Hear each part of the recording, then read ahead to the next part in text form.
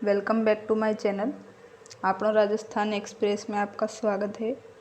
आज हम राजस्थान की हिस्ट्री की सीरीज़ शुरू करने जा रहे हैं, जिसमें हम सबसे पहले चौहान वंश के बारे में, चौहान रियासत के बारे में चर्चा करेंगे। इसमें हम छोटे छोटे पार्ट्स में वीडियो अपलोड करेंगे ताकि आपको अच्छे से याद हो सके। तो आज हम बात करेंगे चौहान वंश की उत्पत्ति कैसे हुई। इसके संदर्भ में सभी इतिहासकारों के क्या क्या मत हैं, उसके बारे में हम यहाँ पर बात करेंगे। तो सबसे पहले प्रश्न होता है हमारा उत्पन्न कि चौहानों की उत्पत्ति कैसे हुई थी। तो अलग अलग इतिहासकारों ने अलग अलग मत दिए हैं, जिनमें से 5 मत दिखाए गए हैं, यहाँ पर बताए गए हैं। जिनमें से पहला आता है हमारा इंद्र के वंशज। चौहानों को क्या बताया गया है कि चौहान इंद्र के वंशज थे। एक हमारे बताया गया है कि चौहानों की उत्पत्ति अग्निकुंड से हुई थी।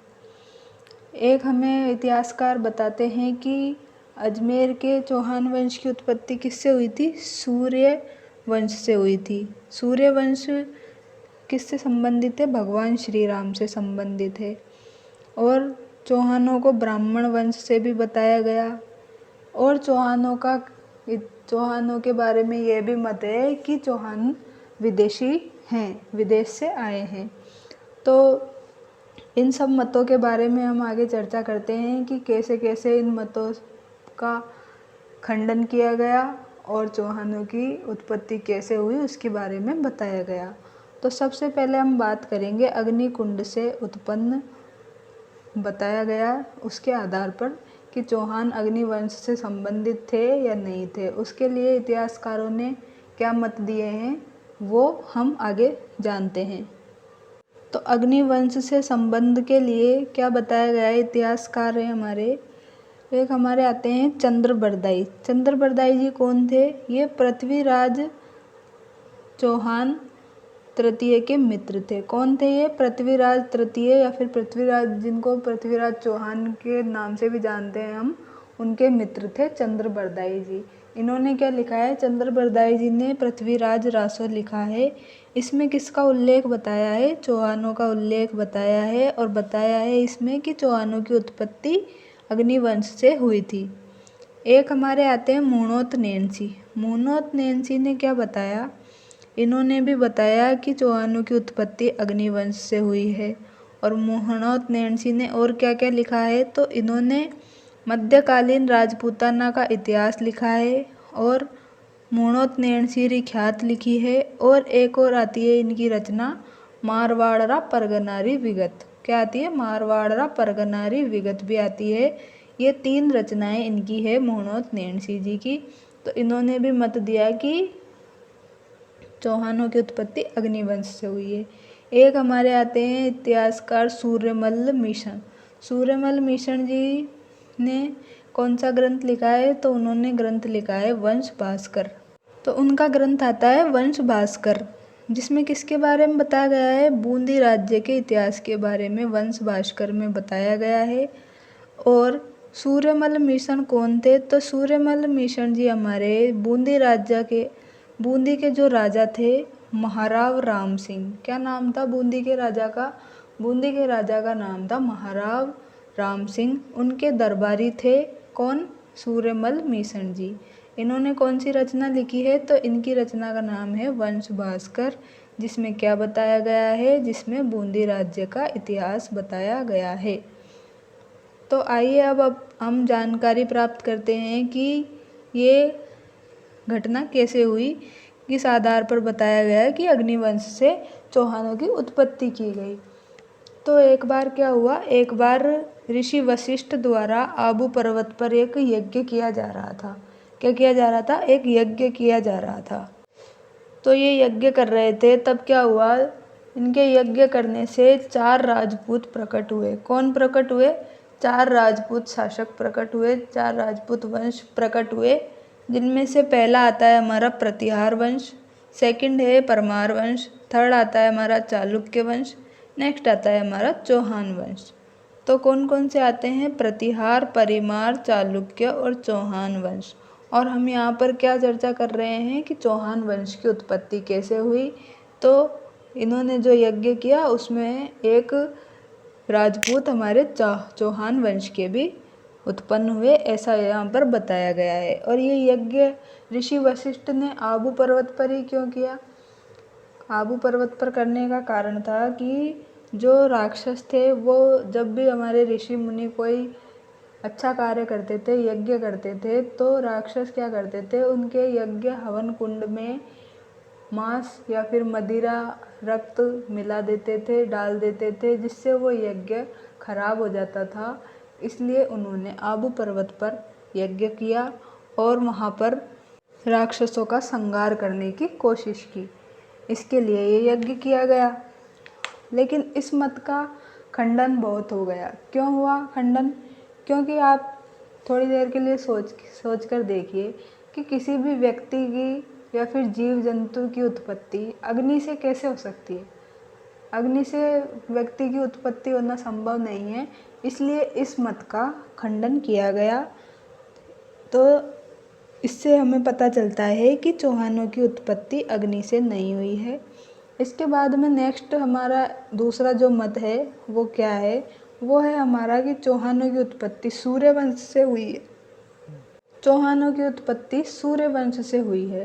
तो सूर्यवंश से कैसे हुई है उसके बारे में भी हम यहाँ पर देखते हैं। कौन कौन से इतिहासकार ने क्या मत दिए हैं, कहाँ पर इसकी चर्चा बताई गई है, तो वो हम यहाँ पर देखते हैं। तो यहाँ पर हमारे गौरीशंकर हीराचंद ओझा ने सूर्यवंश से होने के बारे में बताया है चौहानों का। और नयनचंद्र सूरी ने भी अपने काव्य हम्मीर महाकाव्य में, किसमें? हम्मीर महाकाव्य में भी ये बताया है कि चौहानों का संबंध सूर्यवंश से है। और एक आते हैं हमारे चंद्रशेखर जी। कौन है? चंद्रशेखर। चंद्रशेखर जी का कौन सा ग्रंथ है? तो इनका है सुरजन चरित्र। सुरजन चरित्र में क्या बताया है इन्होंने? सुरजन चरित्र में इन्होंने बूंदी राजा, जो बूंदी के राजा थे सुरजनहाड़ा, इनके बारे में बताया गया है। और इसमें कुछ साक्ष्य मिलते हैं हमको जिसमें बताया है कि चौहानों का संबंध सूर्यवंश से था। तो आइए हम आगे जानते हैं घटना के बारे में।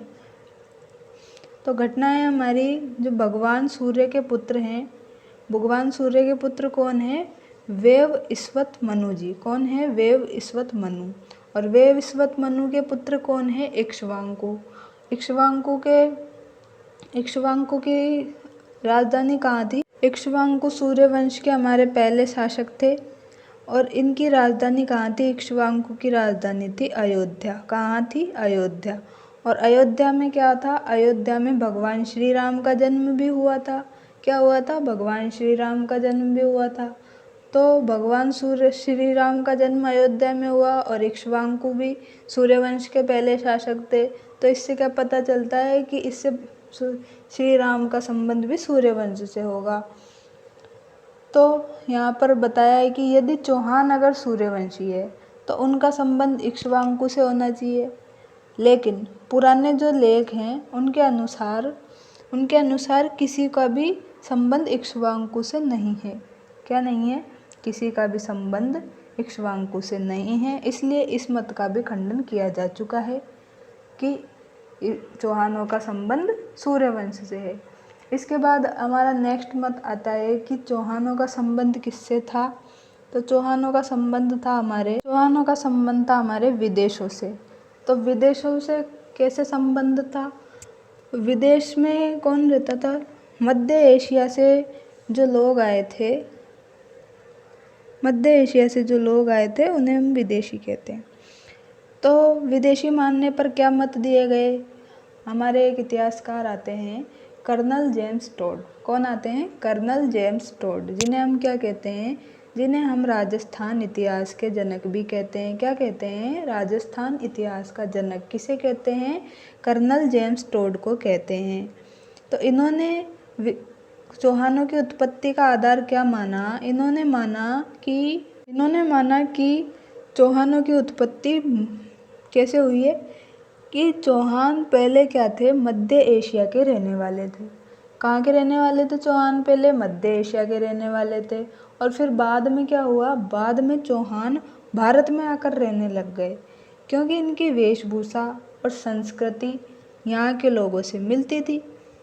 इसलिए इसलिए क्या हुआ, ये दोनों, इनकी संस्कृति और वेशभूषा मिलती थी और ये क्या करते थे, सूर्य की पूजा भी करते थे।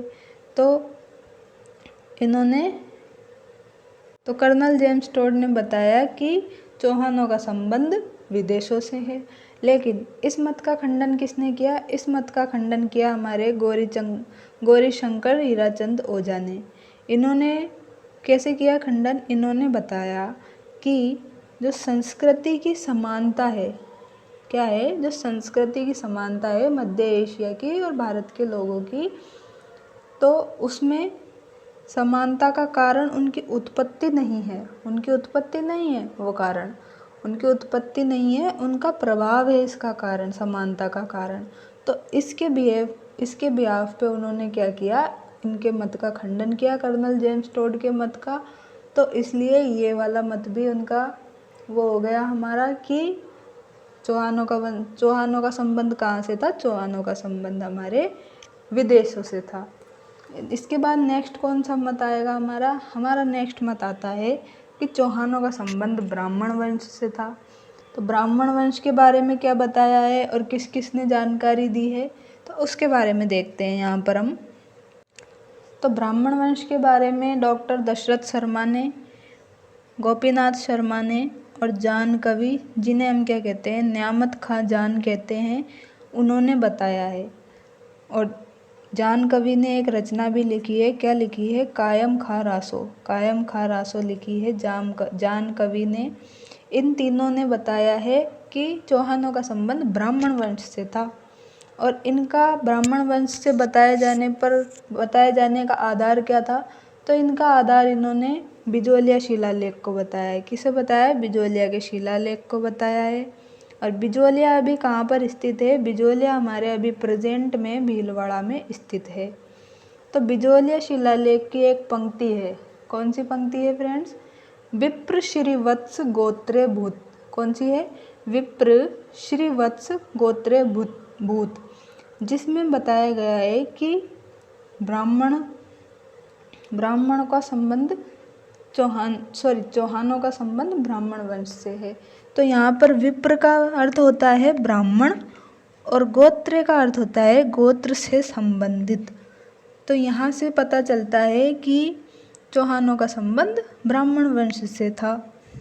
और यहाँ पे क्या बताया गया है, और यहाँ पर एक हमारे जो चौहान वंश के संस्थापक थे, कौन थे? चौहान वंश के संस्थापक कौन थे? वासुदेव चौहान थे। जिनका शासनकाल कब था? जिनका शासनकाल था हमारे 551 ईस्वी में, जो कि अनुमानित बताया जाता है। कौन थे हमारे चौहान वंश के संस्थापक? तो वासुदेव चौहान को माना जाता है। और उनके एक वंश में से ही एक और शासक हुए, जिनका क्या नाम था? जिनका नाम था सामंत। और ये 817 ईस्वी में सांबर के शासक थे।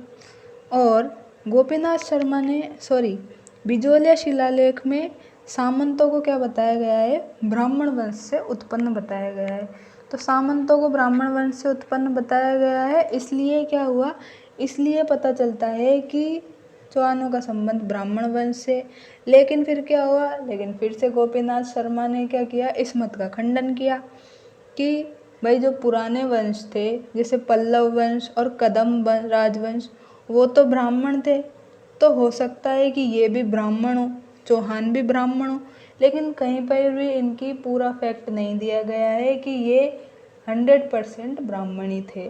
तो इसको भी खंडन किया जा चुका है कि चौहान ब्राह्मण वंश से थे या नहीं थे। इसके बारे में भी हम पूरा नहीं कह सकते कि ये ब्राह्मण थे या नहीं थे। तो इस मत का भी खंडन किया जा चुका है। अब हमारा कौन सा बचा है? एक मत हमारा बचा है इंद्र वंश का, उसके बारे में आगे देख। इंद्र वंश से संबंध के लिए कौन से बताते हैं हमारे इतिहासकार? तो उसमें एक आते हैं हमारे रायपाल और एक आते हैं हमारे जयानक। कौन आते हैं? रायपाल और जयानक। इन्होंने अलग अलग इनके वो दिए हैं इतिहास, इनके रचना, उनमें इनके बारे में बताया गया है। तो रायपाल का जो अभिलेख आता है, कौन सा अभिलेख आता है? रायपाल का है सेवाड़ी अभिलेख। कौन सा है? सेवाड़ी अभिलेख। किसका है? रायपाल का। तो सेवाड़ी अभिलेख में क्या बताया है कि चौहान इंद्र के वंशज हैं। क्या बताया है? चौहान इंद्र के वंशज हैं। और जयानक ने अपने ग्रंथ पृथ्वीराज विजय में क्या लिखा है? इन्होंने लिखा है कि इनका मूल नाम क्या था? चौहानों का मूल नाम था चाहमान। क्या है? इनका मूल नाम चाहमान शब्द दिया गया। और चाहमान शब्द की विशेषता बताई गई है। किस में बताई गई है? पृथ्वीराज विजय में बताई गई है जयानक के द्वारा। तो चाहमान शब्द के जो 4 शब्द हैं हमारे, चा, है, माँ और न, इन चारों शब्दों का अलग अलग अर्थ है। इन चारों में से जो अलग अलग अर्थ हैं हमारे, वो चारों विशेषता यदि किसी भी शासक में पाई जाएंगी तो उसे हम क्या कहेंगे? उसे हम चौहान वंश का शासक कह सकते हैं। तो अब देखते हैं हम चा, है, माँ और न का अर्थ क्या बताया गया है यहाँ पर। तो यहाँ पर चा का अर्थ बताया गया है चाप। क्या बताया गया है? चा का अर्थ बताया गया है चाप, अर्थात जो धनुर्विद्या में, धनुष चलाने में पारंगत हो, उसको हम क्या कह सकते हैं? चौहान कह सकते हैं। तो जो चाप है धनुर्विद्या में अच्छा है, पारंगत है। और है का अर्थ है यहाँ पर हरि, अर्थात जो भी भागवत धर्म का पालन करेगा। और माँ का अर्थ है मान, मतलब जो अतिथि का मान सम्मान करेगा। अतिथि देवो भव मानते हैं हमारे देश में, तो जो अतिथि का मान सम्मान करेगा। और न का क्या अर्थ है? न का अर्थ है न्याय या नीति, जो नीति के अनुसार निर्णय लेने में सक्षम हो। तो जिस भी व्यक्ति में ये चारों गुण पाए जाएंगे, ये चारों विशेषता होंगी, वे चाहमान या चौहान कहलाएंगे। क्या कहलाएंगे? चौहान कहलाएंगे। और हो सकता है कि कोई एक ऐसा शासक रहा हो जिसमें ये चारों गुण हो, तो इसके बाद में चारों गुण विद्यमान हो, जिससे उसने अपनी शक्ति के अनुसार राज्य की स्थापना कर दी गई हो। तो चाहमान का अर्थ आपको पता चल गया। चा का अर्थ है चाप, मतलब धनुर्विद्या में पारंगत। है का अर्थ है हरि, मतलब भागवत धर्म का पालन। माँ का अर्थ है मान, मतलब अतिथि का सम्मान करना। और न का अर्थ है न्याय या नीति, नीति के अकॉर्डिंग निर्णय लेने में सक्षम हो। तो ये चारों जिसमें विशेषता होंगे उसको हम चौहान या चाहमान कह सकते हैं। और आगे हम जानकारी देखते हैं कि चौहानों का मूल स्थान कहाँ था। इनका मूल स्थान कहाँ था, ये कहाँ से उत्पन्न हुए, तो उसके बारे में किसके क्या क्या मत हैं, उसके बारे में हम आगे देखते हैं। तो कुछ बताते हैं हमारे कि चौहानों का मूल स्थान हमारे सपाल, दक्ष, शाकंभरी, सांबर से है। और कुछ बताते हैं अन्य कि इनका मूल स्थान चित्तौड़, मौर्य वंश के शासक से भी है। तो पहले हम चित्तौड़ वाले के बारे में चर्चा करते हैं, फिर हम सपाल, दक्ष वाले के बारे में चर्चा करेंगे। तो चित्तौड़ मौर्य वंश से संबंध के बारे में गोपीनाथ शर्मा जी क्या बताते हैं? गोपीनाथ शर्मा जी बताते हैं कि जो चौहान वंश के जो शासक हैं, जो चौहान वंश के शासक हुए, क्या नाम था उनका? भृतव्रत द्वितीय थे। वो इनके पूर्वज या फिर कौन थे? पूर्वज या इनसे पहले के शासक थे। और मानमोरी में क्या बताया गया है?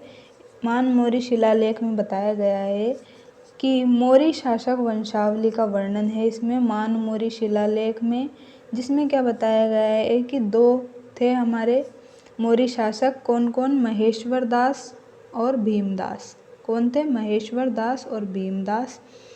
तो 713 ईस्वी में मानमोरी शिलालेख में क्या बताया? मौर्य शासक वंशावली का वर्णन है, जिसमें 2 शासकों के बारे में बताया है, महेश्वर दास और भीमदास के बारे में। और गोपीनाथ शर्मा ने क्या बताया था? उन्होंने बताया था कि चौहान वंश के जो शासक थे भृतव्रत द्वितीय, उनसे पहले इनके पूर्वजों का शासक था, उनमें से महेश्वर दास और भीमदास भी शामिल थे। तो इस आधार पर हम कह सकते हैं कि इनका मूलतः स्थान चित्तौड़ या फिर मौर्य वंश रहा होगा। किनका? चौहानों का। इसके बाद हम सपालदक्ष वाले पर चर्चा करते हैं कि सपालदक्ष से इनका कैसे संबंध था। तो सपालदक्ष शाकंभरी सांबर से कैसे संबंध था इनका, उसके बारे में बताया है कि जो चौहान वंश के संस्थापक थे, कौन थे? ये अब मैं पहले भी बता चुकी हूँ आपको कि चौहान वंश के संस्थापक हमारे वासुदेव चौहान थे और इनका शासनकाल 551 ईस्वी के समय का माना जाता है। और इनकी राजधानी कहाँ थी? चौहानों की राजधानी अहिछत्रपुर थी उस समय। कौन थी? अहिछत्रपुर थी। और अभी प्रेजेंट में अहिछत्रपुर को क्या कहते हैं? अहिछत्रपुर को नागौर कहते हैं। नागौर में स्थित है ये।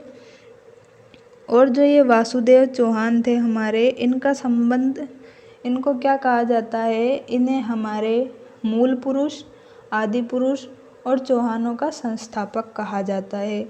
जिसके बारे में कहाँ बताया गया है, कौन कौन से सोर्स में बताया गया है? तो यहाँ पर हमारे 4 सोर्स में इसके बारे में बताया गया है कि वासुदेव चौहान कौन थे। वासुदेव चौहान चौहानों के संस्थापक थे। इनको मूल पुरुष का टाइटल दिया गया और इनको आदि पुरुष भी कहा गया। तो पहला सोर्स आता है हमारा डॉक्टर दशरथ शर्मा का अर्ली चौहान डायनेसिटी। क्या आता है? Early Chauhan dynasty. Early Chauhan dynasty. एक आता है हमारा बिजोलिया शिलालेख और एक नयन चंद्र सूरी के द्वारा रचित हम्मीर महाकाव्य और नेक्स्ट है हमारा चंद्रशेखर द्वारा रचित सुरजन चरित। इन चारों में क्या बताया गया है कि जो वासुदेव चौहान थे वो मूल पुरुष, आदि पुरुष और चौहान वंश के संस्थापक कहलाए।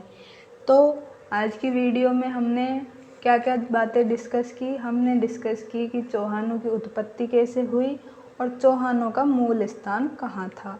इसके बाद हम नेक्स्ट वीडियो में चर्चा करेंगे कि चौहानों की जो अजमेर रियासत थी उसमें कौन कौन से शासक हुए और उन्होंने कैसे अपना राज्य चलाया, उसके बारे में हम चर्चा करेंगे।